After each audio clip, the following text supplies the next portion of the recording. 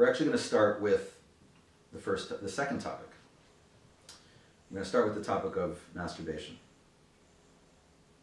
And the reason for that is that many things in Judaism, it's, you know, one could immediately have a knee-jerk reaction and say, "What are you suddenly obsessed with masturbation?" The sad fact is that, or the fact is that, Judaism and the rabbis were obsessed with masturbation, the Kabbalists. You know, this is a topic that I've raised with different people over the past few years, even with educators, and I, you know, would try to explain to them that this is a serious issue. Why is it a serious issue? So, you know, I remember hearing a line, I think it was from one of the Rabbi Simon Jacobson or Yossi Jacobson, that they say, you know, nobody cares how much you know unless they know how much you care. So I'm going to go out on a limb and basically put it out there that the reason why I believe this is an important topic is because I have personal experience as a teenager, you know, reaching puberty. This is an issue that affects every teenager. A lot of parents, especially Bali Tshuva, especially the women, and then even mothers who are not Bali Tshuva, are not necessarily aware of what their sons are being taught as they reach puberty, or they don't necessarily understand how much it affects them, or how much of a struggle it is for them. You know, the average, you know, teenage bacher, whether in Chabad or in another Chasidic group, or whether in a Litvische group, you know, it's very possible that their first exposure to this teaching will come, if not from their parents saying something to them about it, or their father or someone, they'll come across it in Kitzur Shulchan Aruch, where it speaks, you know, harsh things about it. Chabad Bacher will come across it in Tanya, where Tanya says that, you know, masturbation, it causes more impurity than any other sexual sin, even though it's not as bad because technically you're not doing it with any other person. There's very, very mixed messages. But I want to read to you for a moment, just to really show you how much of an issue this is, and show you, because people don't get it. I want you to see what exactly, you know, is said in Torah and in Kabbalah about this issue, so you understand exactly how serious it is. Okay, so if you'll forgive me, I just want to read. I have something here on my cell phone, a source that I'd like to read to you. This is from a book called Taharas Yisrael. It was printed in the early 1900s, I believe maybe 1913. And it's all about, there's 2 volumes of it. One volume is about, I believe, the Hilchas Nida, and the second volume is all about the laws of intimacy and different things in that regard. But it also discusses the laws of masturbation. So when you open up this book, the very first page, basically, page 2, Bays, it starts off with, almost as an introduction of sorts, Pegam v'einshin al ha'pegem brisei, the blemish and the punishments for someone who masturbates. So I'm just going to read to you, if you will, just indulge me for a moment. He lists here 43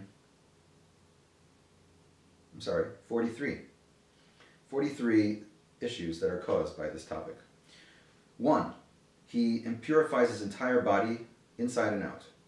2, he's made impure above, they make him impure from above in this world, and after his death in the next world. He becomes disgusting with all kinds of disgustingness and dirtiness, and a disgusting smell is felt from him, is sensed from him. Number 4, all 248 of his limbs and 365 of his sinews become emblemished. 5, his prayer is returned to him empty and is not accepted. His prayer is ripped up in front of him in his face, and all of the gates are closed before him.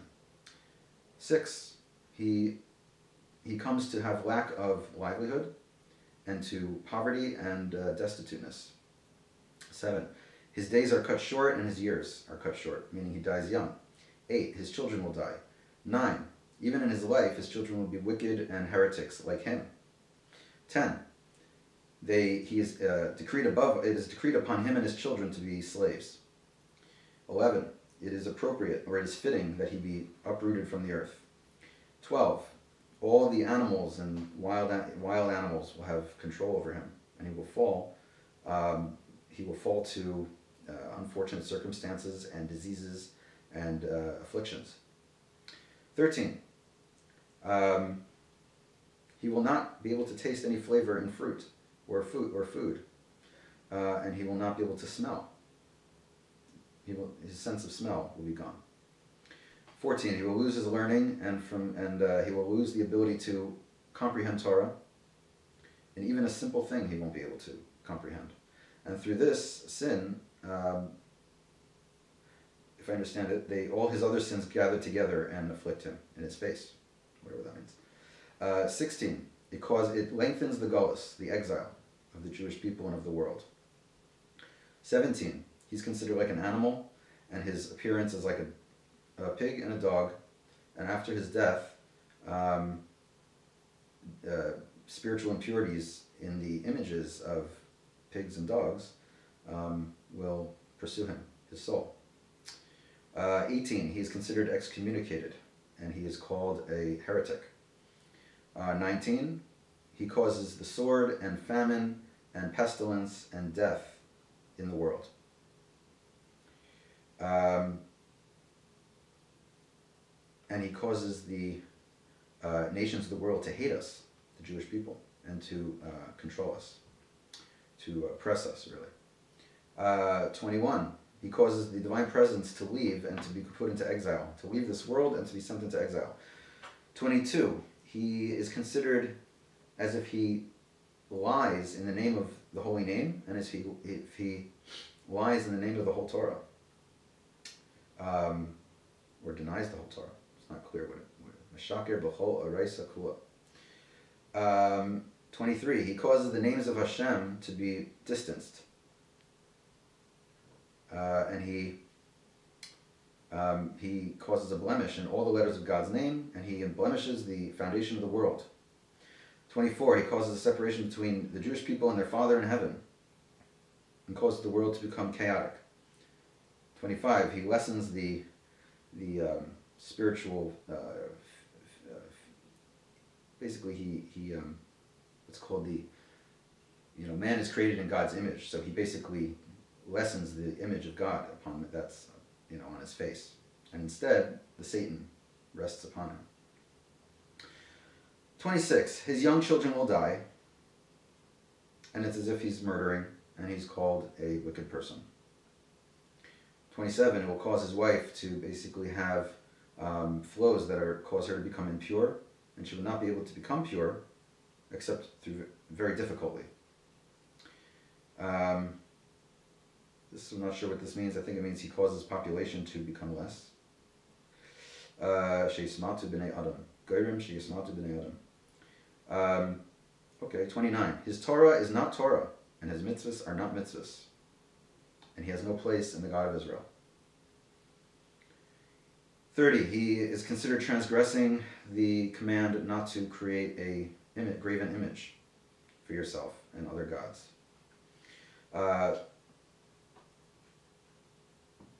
And with his mind, he immediately causes basically a sinful action to have an erection. And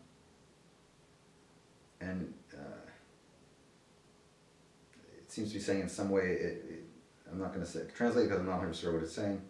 But in any case, whatever. 32, it says that this sin brings to 7 other sins, Lashon Hara, which is gossip, theft, murder, adultery, what's it called, pride, and having a bad eye to other people, and to eat non-kosher food.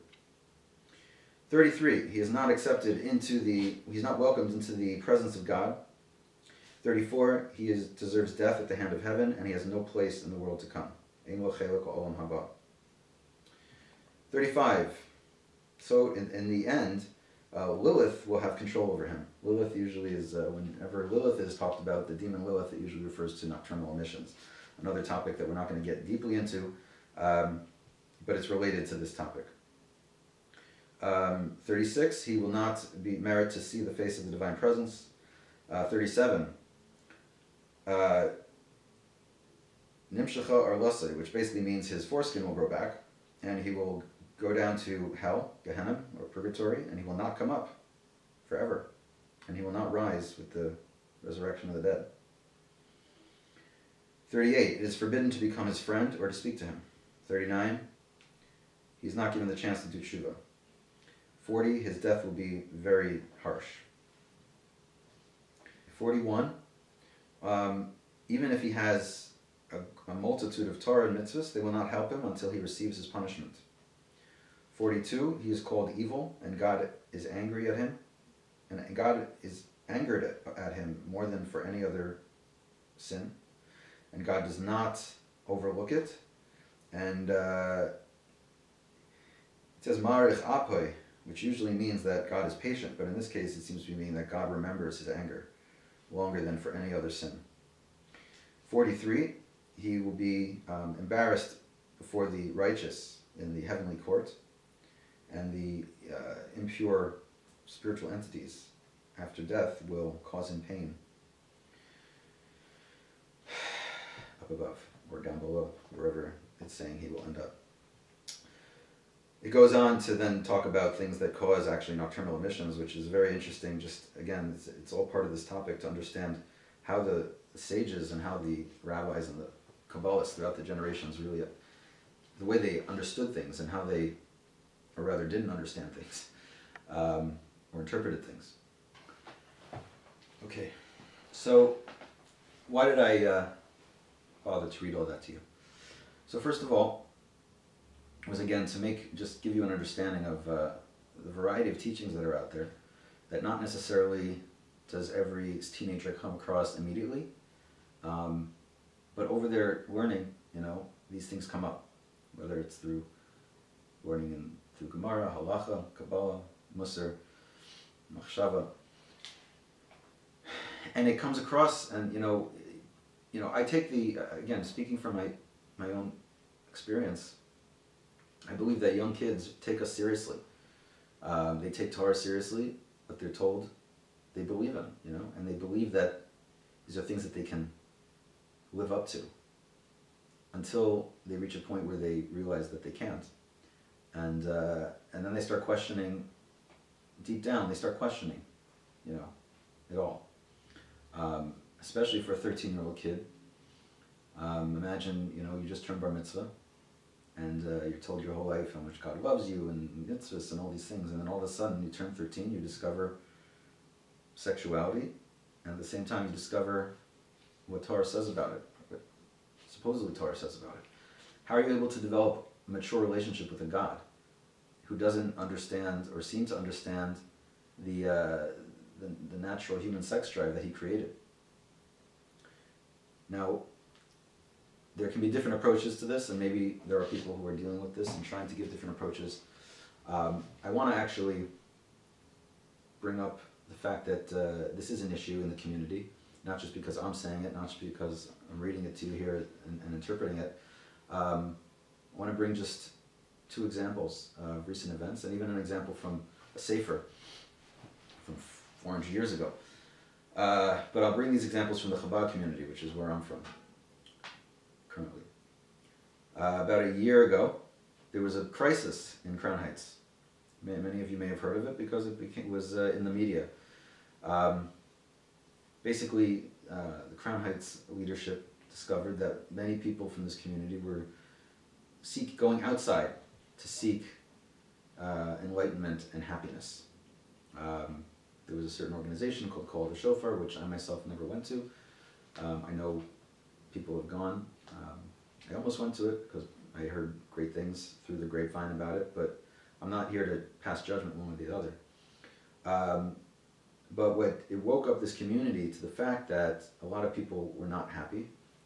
And in the aftermath of that, there was one of the rabbis here who I have great respect for, Rabbi Simon Jacobson, started a new online lecture series. And it's called Applied Chassidus, or Chassidus Applied. And what it does is it tries to address, it allows people to write in questions to Rabbi Jacobson about any topic, and Rabbi Jacobson courageously discusses them in public and takes issues head on, real life issues, and tries to give advice and insight through the lens of Torah and Chassidus in particular, to make it relevant and to show people that Chassidus may have answers to a lot of the things they might think it doesn't have. I haven't watched many episodes, though I have watched a few of them, and they are very insightful. But on this particular topic, in one of the first early series that he did, seasons, if you can call it that, he spoke about this topic, and he said people were writing in about masturbation. He referred to it as the unspoken sin, or unnamed sin, because in Chabad there's a long-standing tradition apparently not to use the word. Rabbi Jacobson addressed this. He said people were writing in and saying that in Chabad we don't talk about this issue, and it's an important issue, especially because, technically in Chabad, Tanya, the Alter Rebbe, addresses the issue and tries to show ways that a person can do tshuva for this thing and maybe not to completely become depressed over it in light of everything that we just read Torah says about it. Unlike other Hasidic groups, I mean, each Hasidic group, I guess, has their own way of dealing with it. Breslov has a way of dealing with it, which I actually dabbled in as a teenager at some point. When I first started going to the oil as a teenager, I used to read the Tikkun HaKoli. But in any case, Jacobson was saying, people are writing in that there's an issue that we don't address, and it needs to be addressed. And he said, yes, we need to address it. And he took somewhat of a sensitive approach, I believe. He actually spoke about it on 3 separate occasions. And when I speak to people, I point to that to show that it's not me who thinks it's an issue, and the people that I talk to all think it's an issue. It's not us. Simon Jacobson himself addressed it on 3 separate discussions. And he made a distinction between those who have already experienced it and those who haven't, and how to prevent it becoming a challenge. And when I watched it, when it first came out a year ago, I took notes, and very detailed notes about everything he said. But the basic gist of what he spoke about from a Hasidic perspective and what Hasidus has to say, it was basically 2 things. One was the Rebbe's approach, which was, to Hesach Hadas, which is that if a person, God forbid, sins, don't get caught up in the sin. The way Manis Friedman, I hear, interprets it as don't identify with the sin. You may have done the sin, but you're not, you don't identify it. Don't identify yourself with it, which may or may not be what the Rebbe himself was saying. But in any case, the Rebbe's approach was, if you read the letters, try to study, fill your mind with Torah thoughts, and so that your mind, it won't go in that direction in general. And if something happens, don't get caught up in it, move forward. The second approach that Rabbi Jacobson discussed was from a Sikha of the Rebbe Rashab, the 5th Lubavitcher Rebbe, who passed away in 1920, who was the founder of the Chabad Tolchei Tanimim network in Lubavitch in, I think, 1890 something. I don't remember the exact date. But in any case, there was a talk where he spoke and addressed this issue. And the way Rabbi Jacobson summarized what he was saying, what the Rebbe Rashab was saying, was more or less that if a person studies Hasidic philosophy in depth, with great intention and toil, that will trigger the same pleasure center in the brain, as masturbation.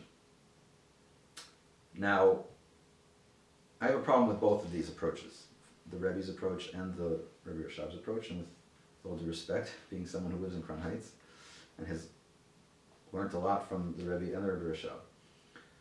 Let's talk about the Rebbe's approach first. Quite frankly, and for lack of a better term, a person could not be blamed for thinking of this approach as somewhat intellectually insulting.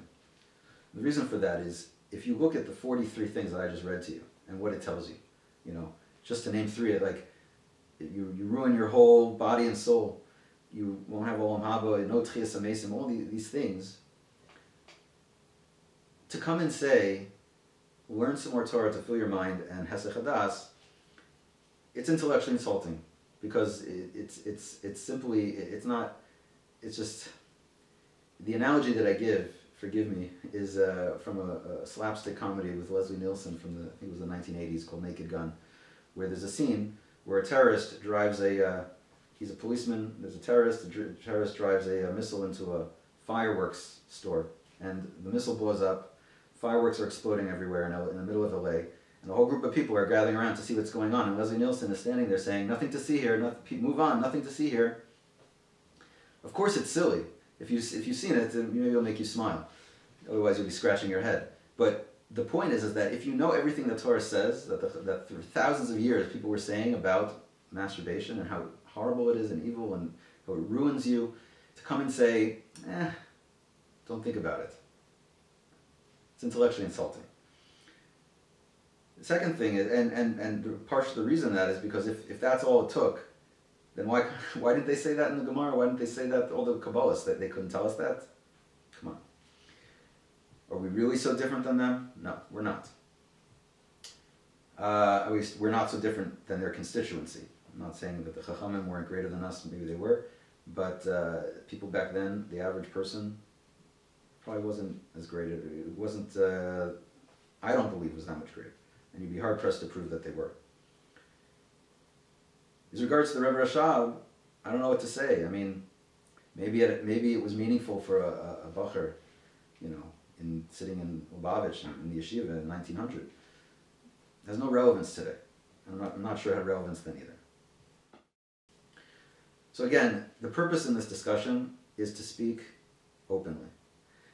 To try to tiptoe around the covet of the honor of this rabbi and that rabbi, we're not going to get anywhere. We need to be able to lay out the issues and say how we feel.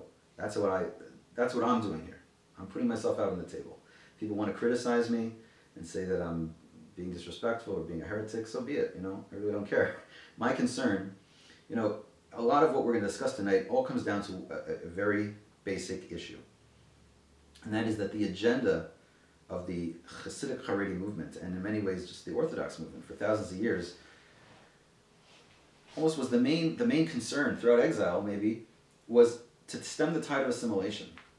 And if your concern is to stem the tide of assimilation, then you're going to justify and rationalize every single last mistake and every single last misquote and every single last superstition that any rabbi ever says. Because if you come from the perspective that if a rabbi can't be wrong, or people are going to start leaving Judaism, then your whole agenda is to stem the tide of assimilation, and truth is not, you don't care about truth. All you care about is keeping the organization strong. And how, what I believe, and my agenda here is that we need to change our view, and our view needs to be about creating healthy individuals.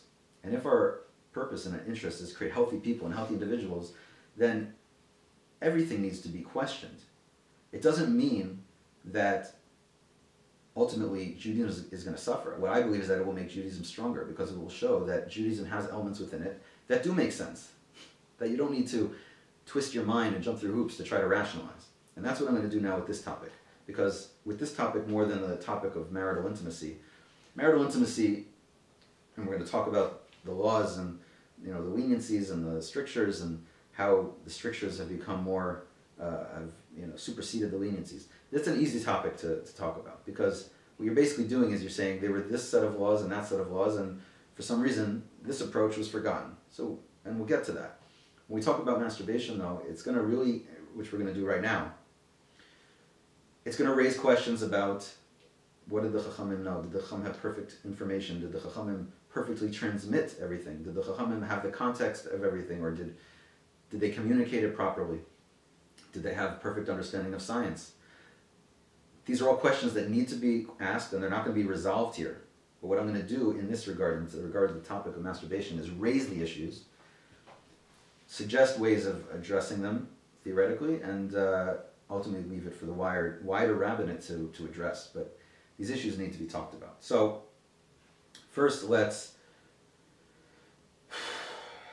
discuss what's the source. Let's go back to the sources. A lot of people tell me that when you talk about sex in Judaism, it's not about sources, it's about culture. But I don't buy that, because any change needs to be about re-examining the sources, and ultimately the culture is built around the sources. It could be that the culture obscures the sources, but if we're going to succeed in making any change, we need to go back to the sources and make them paramount over the culture. So what's the source for masturbation in Torah? Where does it say that? We said it's not one of the 248 commandments or 613 commandments. The Rabbi even has a letter where he talks about, a few letters, where he mentions that there's maybe only one commentary that lists this issue as an actual commandment. No one else agrees. It says it's like a commandment full-fledged commandment of the Torah. Maybe it's rabbinic. But what are the sources? So the most primary source, let's say, as a episode, where the Torah speaks about it, is in regard to the story of the son of Yaakov. Yaakov was one of our forefathers. We all know Yaakov Avinu. He had a son, Yehuda. And Yehuda, at some point after the sale of Yosef, went off away from his brothers. At least that's the chronology of it, as it's told in the Torah. He got married and he had a few sons. Er and Oinin were his oldest sons. And at a certain point he married the older son, Er, to a girl named Tamar. Now it says that Er married Tamar and he died. Or he was killed. I don't remember the exact wording in regard to Er. Maybe it says he did evil in the eyes of God, and he was killed. Actually, I want to look it up. So it says in regard to Yehuda that he married his eldest son Er to a girl named Tamar. If you look in the verses, it says, "Vayikach Yehuda isha le'er b'cheri u'shma Tamar." Yehuda took a wife for his son Er, his oldest son. Her name was Tamar. Vayhi Er b'chor Yehuda ra be'enei Hashem v'yimiseu Hashem. Er, the firstborn of Judah, was evil in the eyes of God, and Hashem killed him. Vayomer Yehuda Einin ba Elishes achicha v'yabim Isa v'hakim zera achicha. So Yehuda said to Einin, his second son, Einan, "Come to your brother's wife and basically marry her in a levirate marriage," which is a Jewish concept of if your brother, according to Jewish law, it's not necessarily in the law of the Noachide law, but in Jewish law, if your brother is married and has children, then if he dies, his ex-wife, his widow, is forbidden to the brothers. But if he dies without children, there's the concept of the levirate marriage that one of the brothers should marry her and have a child with her, who will carry the name of the deceased husband. What exactly the meaning of that is, what does it mean he'll carry his name? Is it a spiritual thing? Some say it's a spiritual thing. According to the Rivan, on Yavamis, Lamed Daled and Beis, he says that back then they would call the child by, this person, son of this person. They would have used the deceased person's name instead of the actual father's name. That's what he seems to be saying. In any case, Yehuda said to his son, "Take Tamar and in a levirate marriage and have a son for your brother." So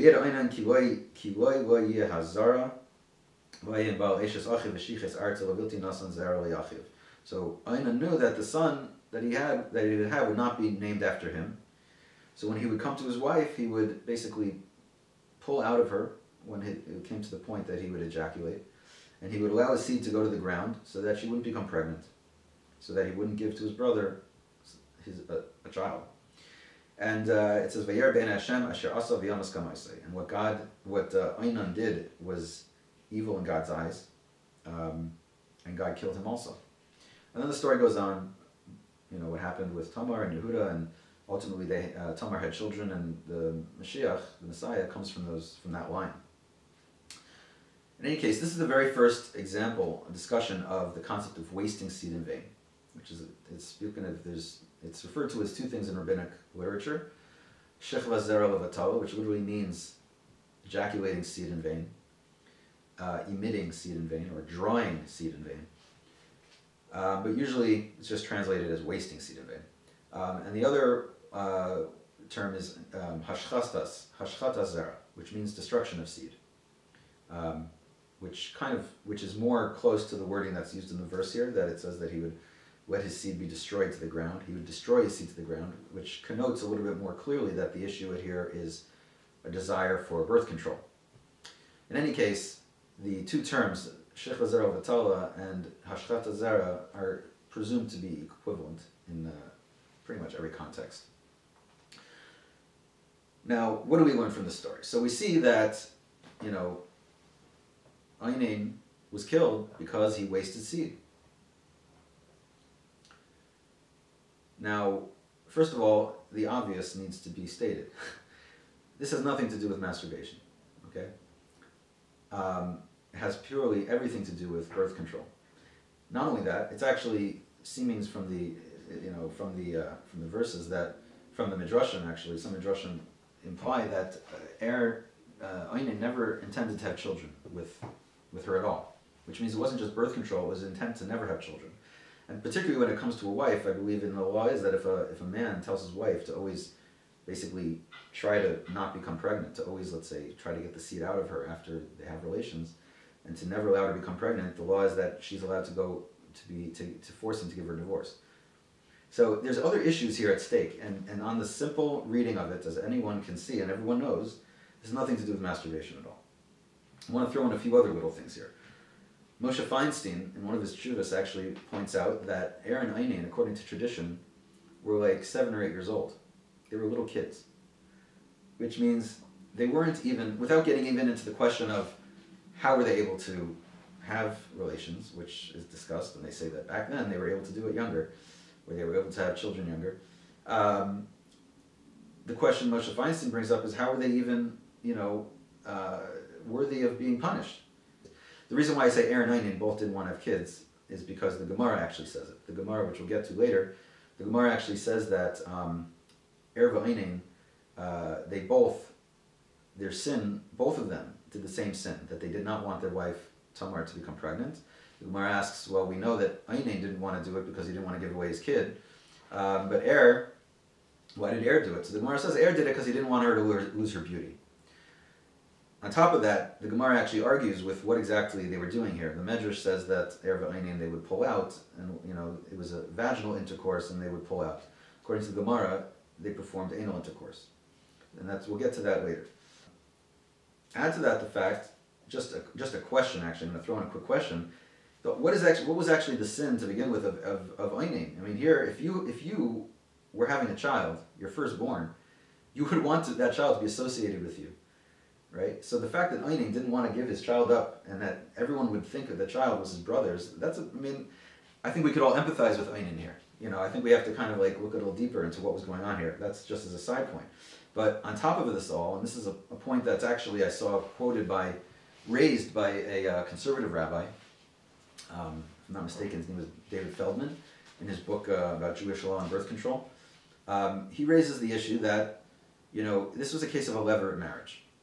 Now, usually, when it comes to a levirate marriage, like we said, you're not allowed to marry your brother's wife. It's considered incestuous.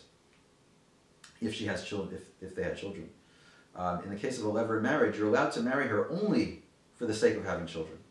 It's actually brought down in the Gemara that there was a certain sage that got involved in a levirate marriage, and it says that he used to have sex with her through a sheet. This is basically the source for this concept.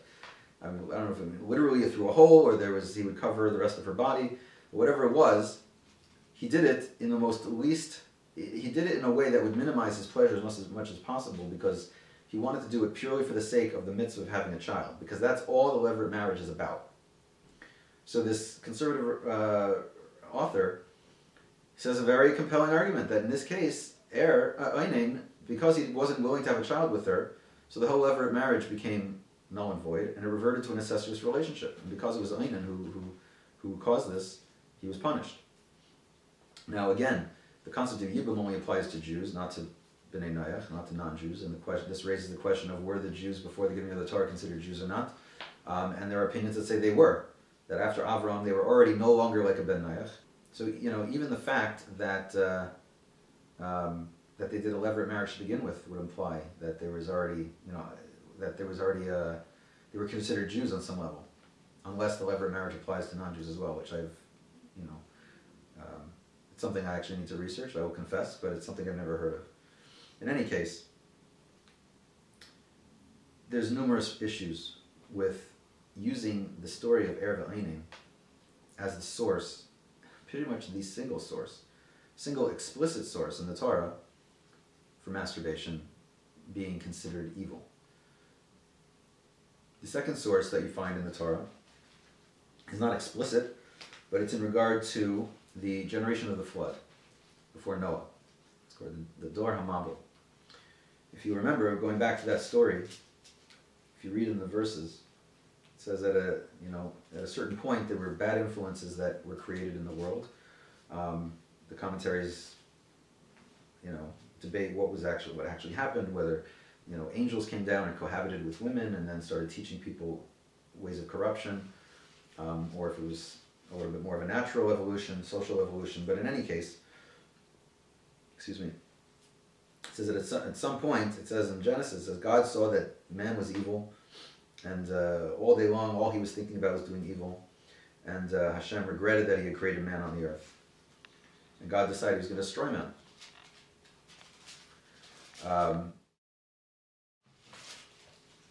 And then it goes into Parshas Noach, and it says, it says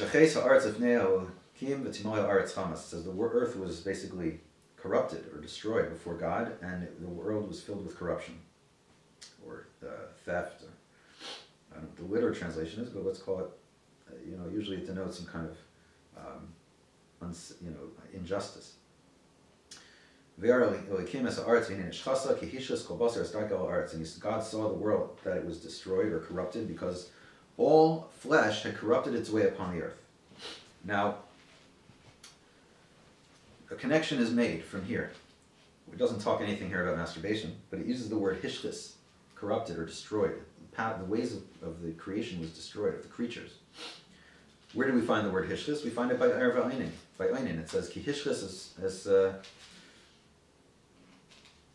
the wording? It says that when he would come to Tamar, he would destroy his seed on the ground. He uses the same word hishtis, destroy. So it's brought down in certain midrashim that say that that it's the same word. It means that they were wasting their seed. Now the implication of that, is that the world was destroyed because they were masturbating. It's a little bit weird because it says kol basar, all flesh, all creatures, and it's actually brought down that different creatures from different species were cohabiting. So it has nothing to do with masturbation. But in any case, this is kind of thrown around almost cavalierly, when needed, when wanted, to discuss that you shouldn't, the big issue with masturbation is that the generation of the flood was destroyed because of masturbation. Or at least that was the last straw. That's how some, maybe some people twist it. The fact of the matter is that if you actually look in all of the midrashim, which, I've looked through all the midrashim that I could possibly find, what you find is that the people in the time of the Dor Mabul, they were doing every single sin in the book. Okay, we're talking about adultery on all levels, bestiality, idolatry, murder, robbery, magic, whatever that exactly means, injustice. It says that they were, on top of all that, they were doing things just to spite God, and all day they were sinning, not just some of the time, but all day long. Kidnapping, rape. So if you look at the context of what was going on there, they were destroyed, and actually, even in the Midrashim and in the Gemara, they talk about what was the last straw. They can't even agree about what was the last thing. Was it the adultery? Was it the murder? Was it the robbery? What was it that was the last straw? So nothing is clear about all this. But here's where the main point is. The only context that's really brought in there about wasting seed is, again, in the context of pregnancy, or trying to prevent pregnancy. And there's basically three sources that discuss this. One is Kalarabti. It basically says there that the people of the generation of the flood, their astrologers told them that humankind would exist upon the earth for 6,000 years. So they came up with an idea in their head. They said, hey, if humans are going to live for 6,000 years, then let's not have kids, and there have to be humans, so then God will make it that we'll live for 6,000 years, and we'll enjoy this entire world for ourselves. So God then said, oh, you made yourself the main thing. You made yourself important, and, more important than basically than God's plan, or other people. Then God says, I'm going to erase you from history. And basically they were destroyed. Again, that has to do with what? That they didn't want to have kids at all.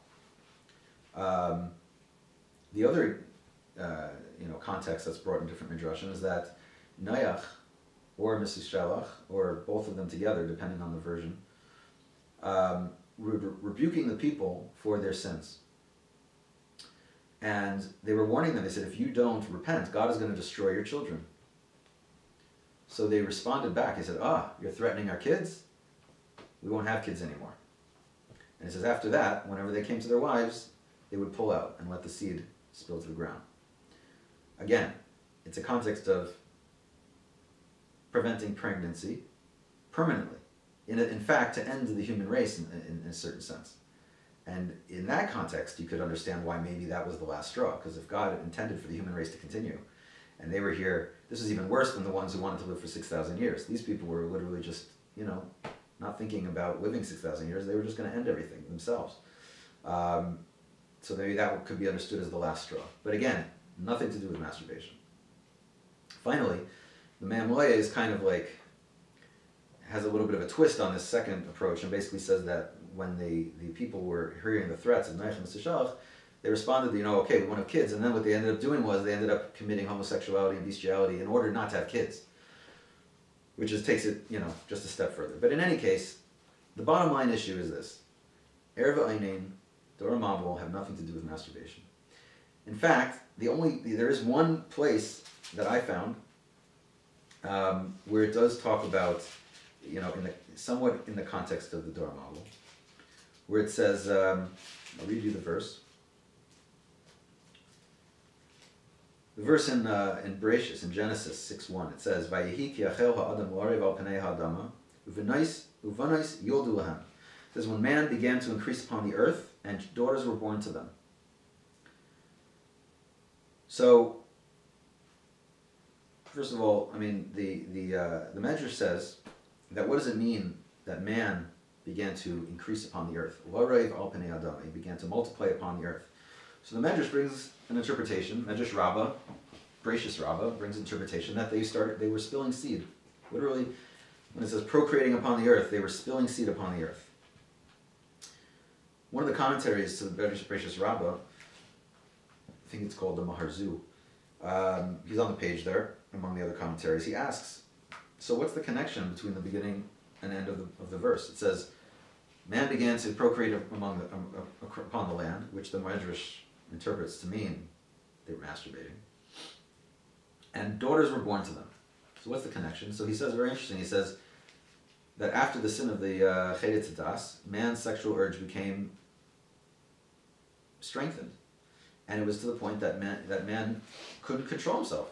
He literally had to release the pent-up sexual energy, if you want to call it that. So what did God do? Did he punish him? No. It says he made that more daughters would be born to them, or more, implying more daughters than boys. Why? So that they could take more wives. Again, without having a knee-jerk sexist reaction to this, looking at it in the context of the times, they would be able to have more wives and therefore have a positive outlet for that sexual energy. But what did they end up doing? Instead of taking those wives and living happily ever after, they ended up stealing each other's wives. So what do you see? The one context where it does talk about masturbation, God empathizes with them. The other cases has nothing to do with it. And yes, there's a Gemara which implies that the Dor Mabul was punished with thick hot water as a result of the punishment for the thick hot semen that they sinned with. But the Avnei Nezer actually says, it's in the Shabbos and Shuvas. The Avnei Nezer says there that to be punished with thick hot water because of thick hot semen has nothing to do with masturbation. Could have been for any of the many sins, sexual sins that they were doing. Parenthetically, some of the commentaries get into a whole discussion here about whether women are also, obligated, prohibited for wasting seed, at least their husband's seed. And I believe it's the Ramban and some of his disciple commentaries that bring from here that you see that everyone was punished. It says that all the flesh wasted their seed and that women were punished too. So that would imply that the women are also obligated, which actually is no proof at all, because the women were sinning for other things. Even if you want to talk about sexual things, they were sinning for sexual things. And it actually says in the Medrash Rabbah and Bereshis Rabbah that where there's sexual sin, the destroyer is given permission to destroy even those who are good. So no proof can be brought from here about the women or about the children. We act like these records that we're given are so complete and so all the context is given, and then we start breaking them down, hair splitting, and deriving all things that can't be proven from the texts. What can be proven from the texts, and from the comment and from the drashim, is that neither Dar Mabul nor Erva Einin had anything to do with masturbation. So here's the issue now, in regards to Erva Einin. We're going to discuss other sources that are brought about, that are rabbinic, it's called an asmachtas, hints that the Chachamim found in the Torah about the issue of masturbation. But in regards to Erva Einin, pretty much everything we're going to discuss now, about even the other sources that the Chachamim derive, or all these horrible things that are said about it in regards to, that we just quoted, pretty much in all the books, whether it's the Gemara and Nida, Daf Yud Gimel at Aleph and Amud Beis, whether it's in the Zohar, because the Zohar is the one that comes and says that that masturbation is something that there's no tshuva for. They all point to Erva Einin, and they all point to Dar Mabul. One or either or and or. They either point to both of them or one of them as the proof. And we have to be honest with ourselves, it's not there. Before going on, now that this just reminded me that I forgot to mention two other, now we mentioned the Zohar also. I mentioned before about Simon Jacobson, speaking on his online series about the issue and how this is a serious thing. It's not just me. A friend of mine who's also an educator told me that he recently went to a conference. And at that event, one of the rabbis got up and basically, I don't know exactly the wording that was used, but he discussed the fact that what kids are taught through our traditional sources about masturbation is very unhealthy. And the rabbi said, I don't have a solution, so I'm going to defer to the psychologist. And they had a psychologist get up and talk. So here you see, even in a convention, this rabbi had the courage to get up, but made it a central topic that had to be addressed. But it's not something that's even a modern issue. And there's we mentioned the Zohar, that the Zohar, there's two places in the Zohar which speak about masturbation being worse than any other sin. At least one of those places says there's no repentance for it at all. And the commentaries scramble to try to explain what that means, because the Zohar is not a book that we have going back 2,000 years. It's a book that was only supposedly discovered in around 1300. And when it was published, the commentaries then tried to scramble to try to explain what that meant. And some people said, oh, can't mean that there's no tshuva, even though it said it. But in any case, a book that was, I believe, is from the 17th century, or it's called Medrash Talpios. He quotes there, he says that you should not tell people this teaching of the Zohar, that there's no tshuva, because what it's ultimately going to do is they'll give up on Yiddishkeit altogether. It's implied that what he's saying, that he actually, the way I understood it, was implying that he even had witnessed that himself. Whether or not that's exactly what he was saying, look it up in the source and you can decide for yourself. But the fact that he recognized that it has the ability to push people away from Yiddishkeit, and we're teaching this to our 13-year-old kids, whether or not we're telling them it has no tshuva, but, Tanya is no better, So you can do, if anyone who knows Tanya, you can do tshuva, but it's very difficult tshuva, How is that any better? In any case. So I just wanted to bring that up since we mentioned the Zohar. So this is, off the bat, a major problem. The whole issue, when I name the topic, masturbation, the greatest sin there never was, it's because there is no real source for it if you go back into the Chumash. Now, there's a halachic basis for this. What's the halachic basis? There's a mitzvah of puravu. Okay? Mitzvah puravu is to procreate. It's a mitzvah to have children. And it's brought down in some sources. Not everyone agrees that this is the basis for it, but there are numerous commentaries that believe that the source, for the issue of wasting seed in vain, is actually related to the issue of procreation. That if you're commanded to procreate, then you can't waste your seed. For that reason, there's debates about whether women are obligated in this or not, whether non-Jews are obligated in this or not. Because in Jewish law, there's discussion whether women are obligated to procreate or even non-Jews are obligated to procreate. Again, without getting into sexism or racism, these are discussions, serious discussions in halacha, and according to some opinions, non-Jews are not obligated to procreate, and therefore they're also not prohibited to masturbate. Same thing with women. Parenthetically, there are some sources that say women are not allowed to masturbate either, even because it's wasting their own seed, which should immediately raise the red flag that the Chachamim's view of these things was very much based on science, which, is not really correct, even in regards to men. I mean, if we allow ourselves to use a little bit of common sense and logic, everyone knows that not every time a person masturbates are you wasting seed that could have gone to procreation. Especially not if you're married, not if you're single, especially not if your wife's pregnant, especially not if your wife's after menopause. These are all issues that we kind of we raise them and then we sweep them under the cover. Well, when you look at it in the context that the whole thing by Erva Ein and Dor Mabul had to do with birth control, it accentuates even more, it emphasizes even more that there really is no issue about self-pleasuring. There seems to be this big sin about self-pleasuring. I'm not sure why the rabbis were so against this. Maybe they thought it was a gateway drug that would lead to other sexual infractions. In any case, this source about the Puravu, the obvious problem with that is that even in regards to men, it's not always a case of wasting seed, because it's not always a case of pregnancy. And in fact, there's a commentary to the Shulchan Aruch, his name from Rabbi Avram David of Buchach, who I forgot to mention before, when we were talking about Erva Einain, and I mentioned this conservative rabbi who mentioned how the levirate marriage was involved, and when Einan refused to give his wife, a baby, the whole justification for the relationship fell apart and became incestuous.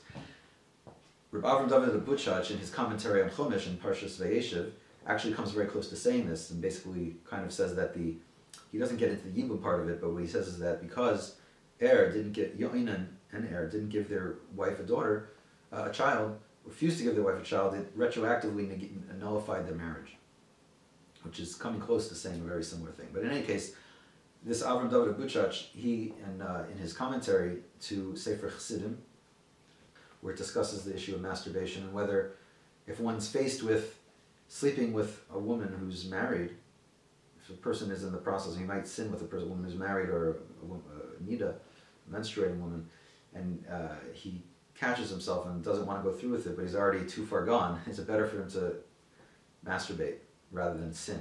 And obviously the answer is of course, but the fact that they deliberate about it is shocking. Even in regards to Yehuda and Tamar, they say that Yehuda, this Avram David, he actually discusses about in his commentary that Yehuda may have in his own mind been thinking is it better to sleep with someone he thought was a prostitute or to masturbate? There's even one source I found in, I believe it's brought down in Eitzer Poiskin, where they say, is it better to masturbate or have premarital sex? I mean, it gets bizarre. It's shocking how bizarre it gets. But in any case, what he says in his commentary is that because the whole issue of wasting seed has to do with pregnancy, and as we'll see, even in regards to sexual relations with one's wife, we're going to get that into the next part if we can get to it tonight. There's actually cases where a person's allowed to ejaculate outside his wife's womb in the process of sexual intimacy with his wife. So according to that opinion, Rav Avram David basically says that the issue of masturbation in a context where there's no pregnancy being prevented, such as, he gives two examples. One example is, it's a very long commentary, and one context is really in the context of checking a person's fertility, and the other context is about masturbation in and of itself. But he basically says that it's of a lesser level when, first of all, he says when a boy and girl, they don't have money to get married. If I understand it correctly, he says they don't have a nedunya, they can't afford nedunya. So the marriage is postponed. So he doesn't outright permit masturbation, but he says it's on somewhat of a lower level. And he also says that, again, that I believe is in the context of talking about fertility testing. But again, the fact that he recognizes the distinction is significant.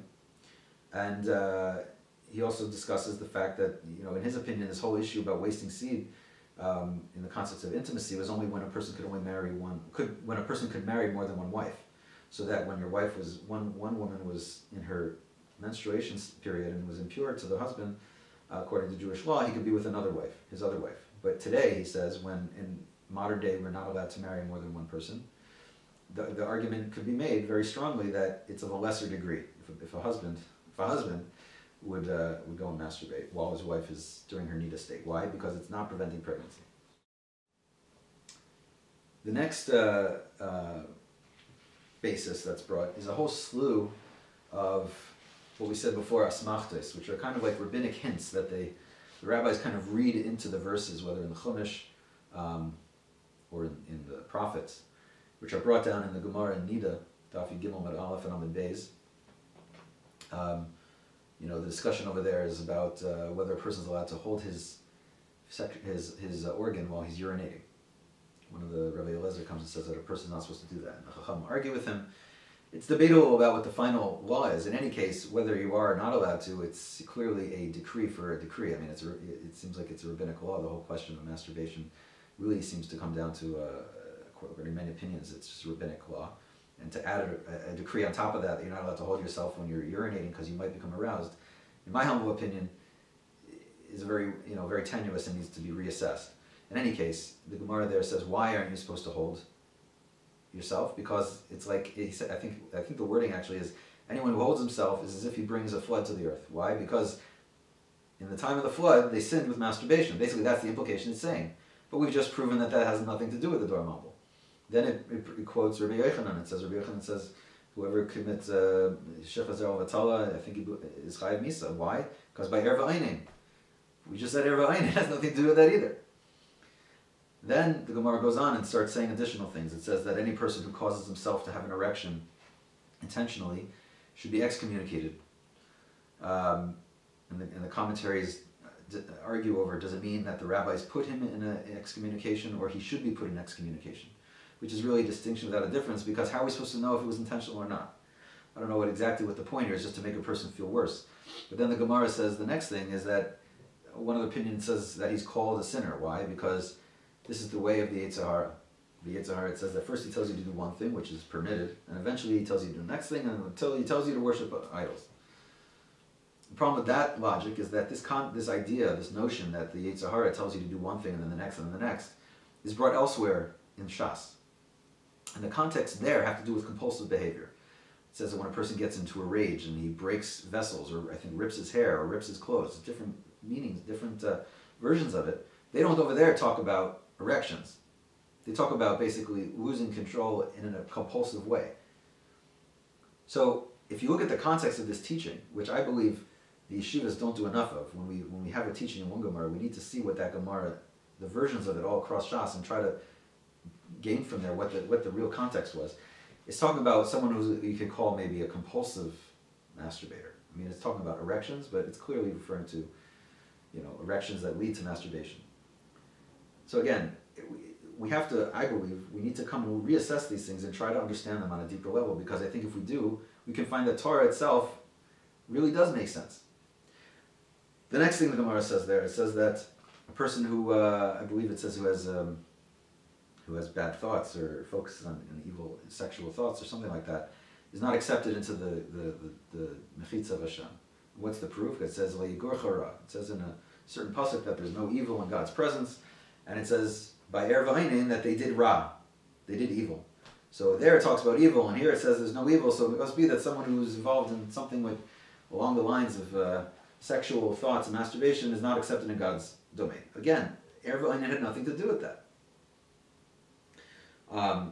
It's actually quite shocking, because Kalarati, which we said before, says that the reason why they didn't want to have kids was because they felt the world was going to exist for 6,000 years, right? And they wanted to enjoy it themselves.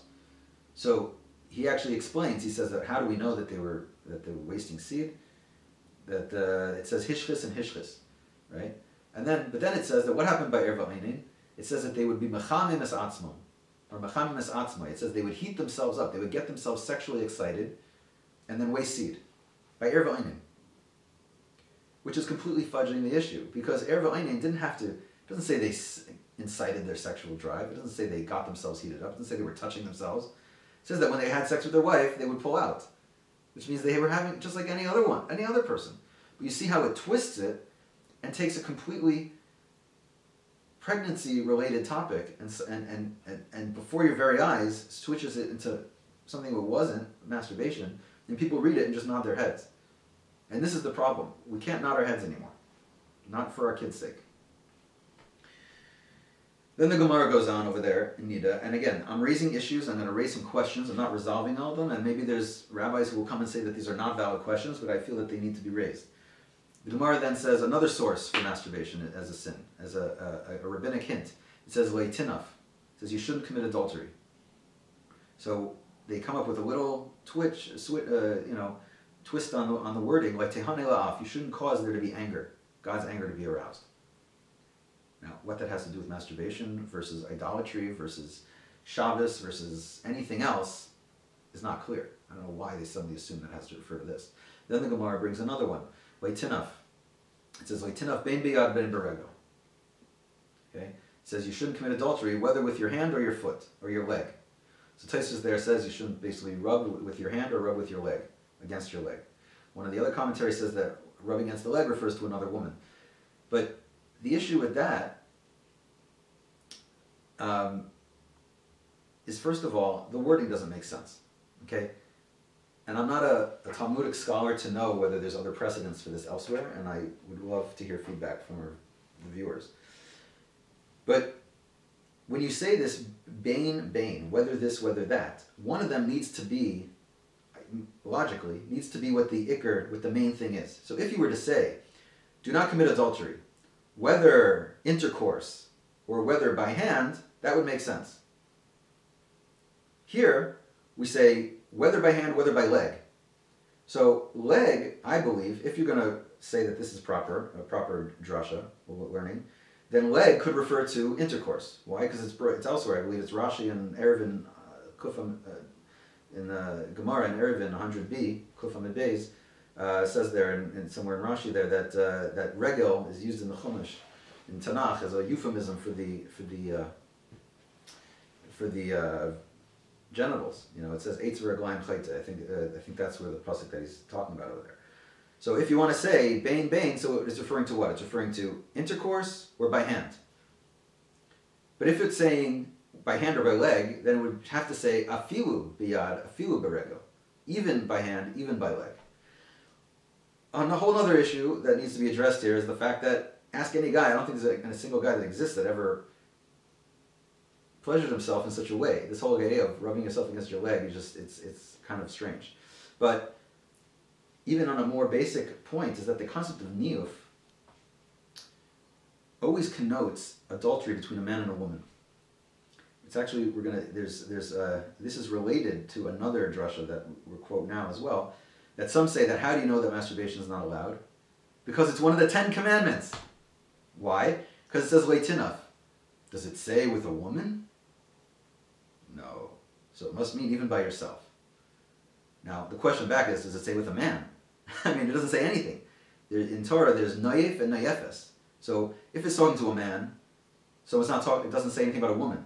If it's talking about a woman, it doesn't say anything about a man. So is this really just teaching about masturbation? That's what we were standing at Har Sinai to learn about? Clearly, it was teaching us a general klal, to apply to, in a certain sense, all adulterous sex in general.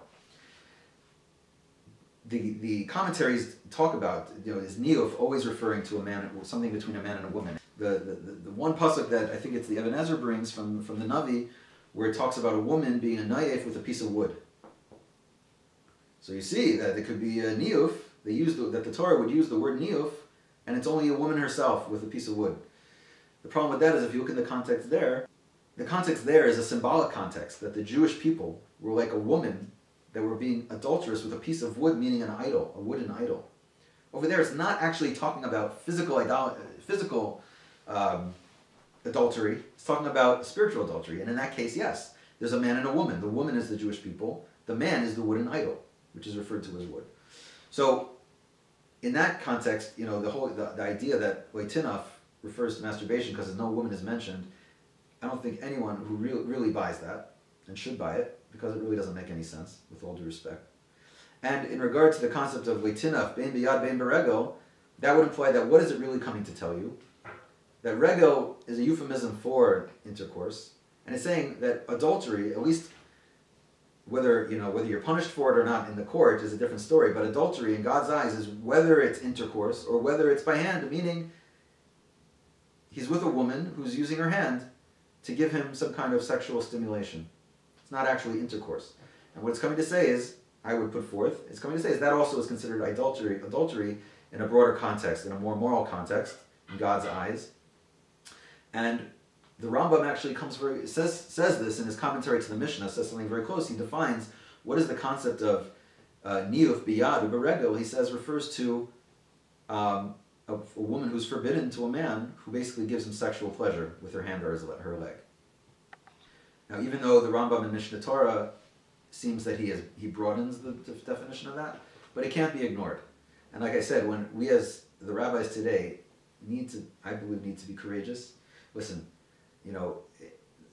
part of the problem is that the purpose of the Sanhedrin originally was to look at the interpretations of the generations before them and to reassess them. Sometimes even throw out the previous ones and institute new ones based on new understanding. Personally, I believe that it may take a Sanhedrin to reassess all this stuff, and the rabbis will need to have the courage to do it, because otherwise we're stuck in a Judaism that in many ways is 2,000 years old. And as far as having a basin that has greater number and greater wisdom, we are arguably greater number and arguably greater wisdom, and that's a discussion we have to have another time. But in a great many wisdoms, not just in Torah wisdom. But in any case, this drasha of leitinaf ben biad ben beregel, I would humbly put forth that it's referring to adultery, meaning between a man and a forbidden woman, and it's referring to saying, even if it's not actual intercourse, it's still considered adultery in God's eyes. Take it or leave it. And then finally, there's another verse that's brought there actually on Nida Yud Gimel Amud Aleph, where it talks about a verse that's brought in the prophets about basically idol worshippers. It says, "Those who became warmed by the wood of the terebinths, slaughters of children in valleys and clefts of rocks." That verse is brought. That's the translation from the Art Scroll. And two different sages there basically take a spin on that verse and say that it refers to wasting seed in vain, and which they compare to either murder or idol worship. The problem with that is that the actual verse is referring to murder and idol worship. The idolatry that would happen back then, as the Chumash tells us, they involved like human sacrifice and involved orgies, and the wasting seed that was going on then wasn't necessarily have anything to do with masturbation. It may have simply been that people would pull out because they didn't want to get pregnant. Again, we're talking about pregnancy here. Or we're talking about adultery, where a forbidden woman was using her hands to pleasure the man, which we talked about is the other possible meaning of leitinaf ben biad ben beregel. So, again, nothing points to the concept of self-pleasure. Unless you're out, for some reason, you're deliberately out to stop it, which it seems the rabbis may have been, perhaps due to the social circumstances of their times. But again, I'm just raising the issues on this. I'm raising them without giving complete solutions, because I think that it requires a wider rabbinic consensus and courage to address these issues. I don't have the even the knowledge to come up, the authority to come up with a solution with a complete solution for this. But the issues need to be raised, and they need to be addressed, quite frankly. Enough with this, nodding the head and then moving on. It's unacceptable.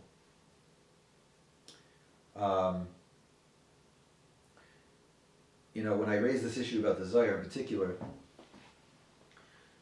and then the people say, well, you're saying that masturbation is okay, and what about the Alter Rebbe, what about the Arizal, the Zohar, all these things. In regard to the Zohar, it's interesting because actually Yaakov Emden, who doesn't believe, who says in many places that masturbation, he's not permitting it in any way, but he has a book about the Zohar where he basically shows throughout the Zohar that there's many indicators that show that it was not written by Shem Bayachai, it was not written by his disciples. One of the proofs he brings is the fact that the Zohar says that there's no tshuva for masturbation. He says that's nonsense, and proves that it couldn't have been written by him.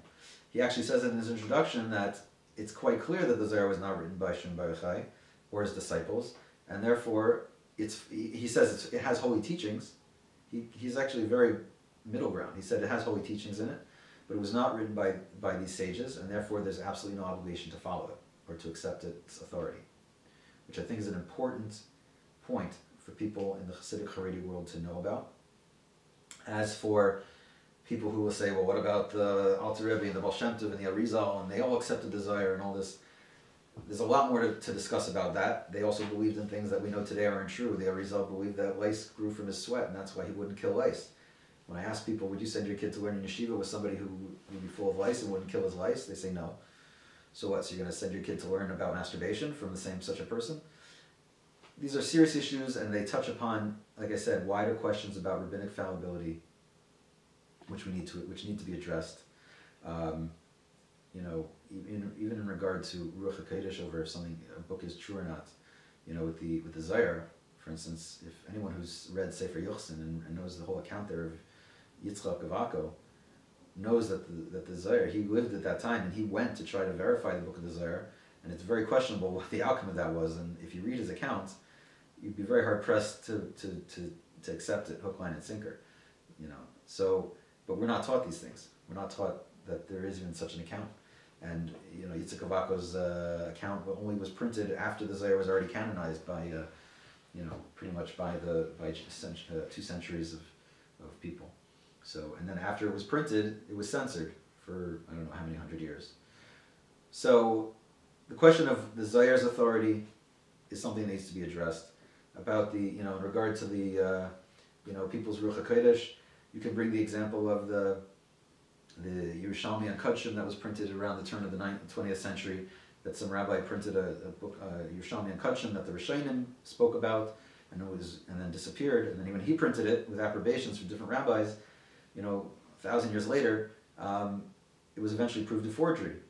And he admitted it was a forgery. But in the meantime, there were a number of rabbis that accepted it, including the Chafetz Chaim, who in one of his own books actually writes, in trying to resolve an issue in Likutei Halachos, he writes there that we've been zeicha to have in our generation the revelation of this book. So most people would believe that the Chafetz Chaim was a Baal Ruach HaKodesh, or on that level. If he made a mistake about the Yerushalmi, the Arizal could have made a mistake about the Zohar. And I'm putting these out there because these are things that need to be discussed, need to be considered. Why? Because they relate to the psychological and emotional balance of our kids. Because if we are not willing to ask these questions, then we're not going to be willing to ask questions about how we teach our kids about sexuality. And before we move to the next topic about marital intimacy, I just want to say on the topic of rabbinic fallibility, you know, there's some people who take purely rationalist approaches, a new rationalist Judaism, which I actually think is pretty fascinating and has some great truth to it. I think that the Chasidic-Charedi approach to try to justify everything is very dangerous and unhealthy. But there's a hesitance to try to accept a more open-minded approach, because they feel that, you know, many people feel that once you start questioning one thing, the whole thing falls apart. And I get that all the time. And first of all, I feel that's a very unhealthy stance to be in approaching Judaism, in your religion. You know, like the saying goes, how strong is a religion that can't stand up to a few honest questions? You know, I think that we have to have the bravery to address issues. Perhaps we need to reinstate the authority to even change issues. Like we said before, the Sanhedrin. That's going to create a commitment from the Jewish people as a whole, and the rabbinate as a whole. And again, it'll come when their agenda changes from being about stemming the tide of assimilation to about raising healthy children. You know, you see people functioning. You could say, oh, everyone's healthy, but you know, like I said, every person I've spoken to about sexuality and how it was taught to them are suffering from a very deep dissonance between, you know, what they really feel about sexuality and what their Torah says. And until, you know, it's easy to be holy and to have a relationship with God. We spoke about having a relationship with God with the 13-year-old kid. You know, and how does he develop a relationship with God? It's easy to develop a relationship with God when you're praying and when you're studying Torah. But if you can't reconcile God in the bedroom, you know, when you're alone, when you might be masturbating, or when you're, as we'll see next, when you're with your wife, then you have no relationship with God at all, because ultimately you've pushed him out of the most deepest, most important, most essential place of your, if you don't want to call it, of your godly soul, of your animal soul.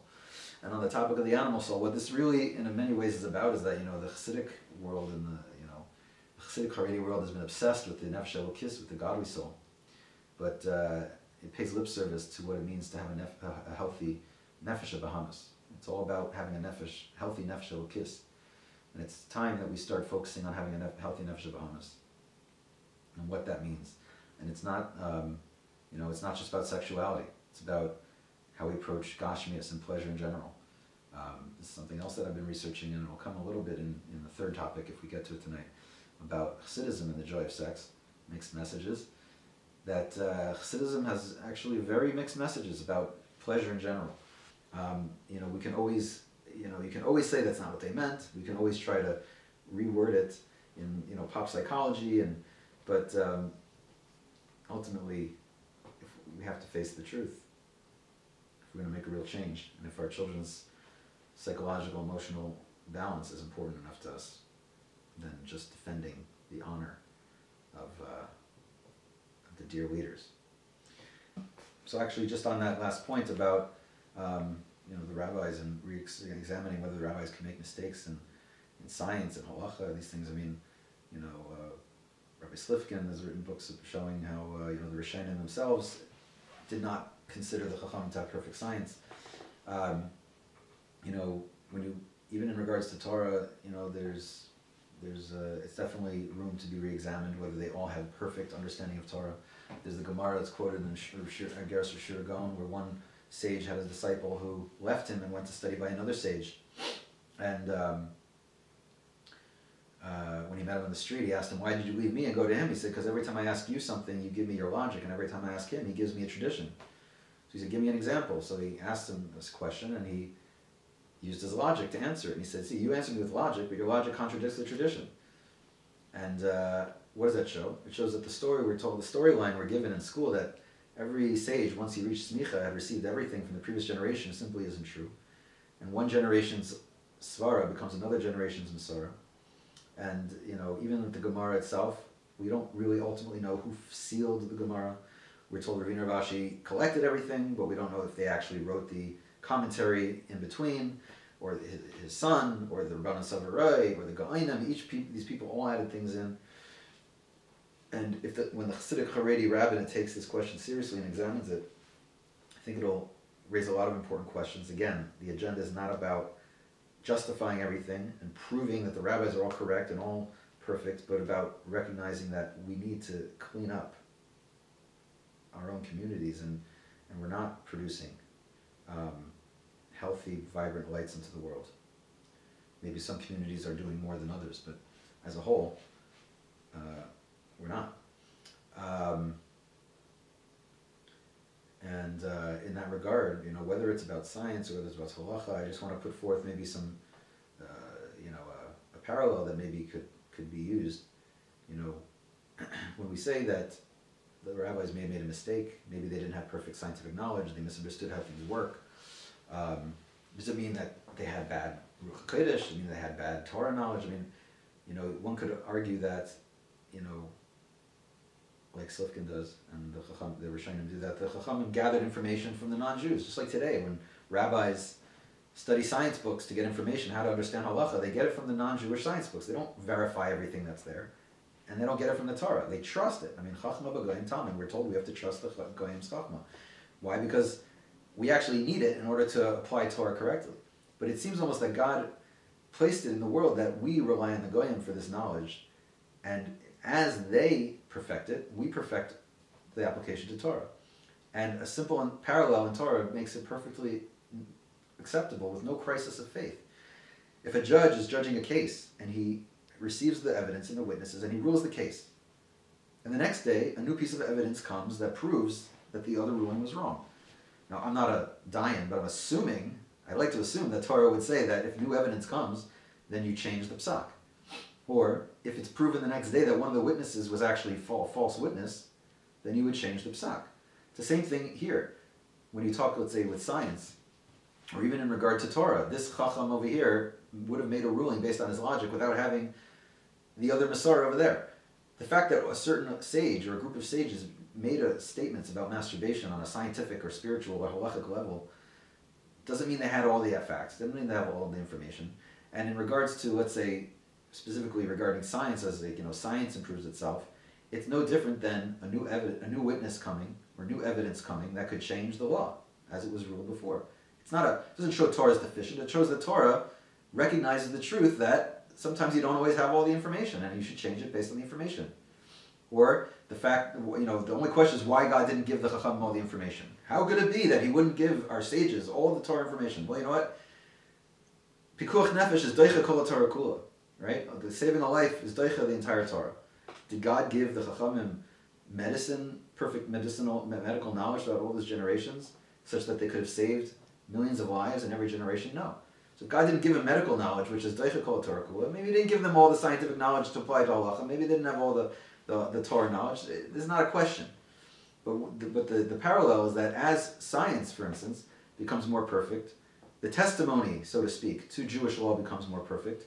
The Old Testimony becomes proven to be a false witness, and the laws change.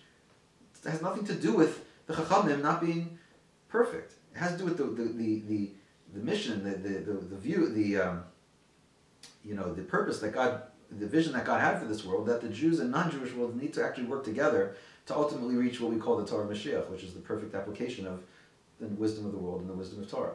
And even if you want to say, even if you feel the need to say that, let's say with science, the Chachamim perceive things through Ruach HaKodesh, first of all, Ruach HaKodesh or Nevuah, Baskol, we don't know what all these different levels of divine inspiration mean. But even in regards to the Nevi'im, it says that they didn't all see things clearly. Some Nevi'im saw things more clear than others. And if we say that in regards to the Nevi'im, about seeing the truth of reality as they were perceiving it, God, it says, the Rambam says that Nevuah is not always about foretelling the future. Sometimes it's just about Nevuah to understand the mysteries of creation.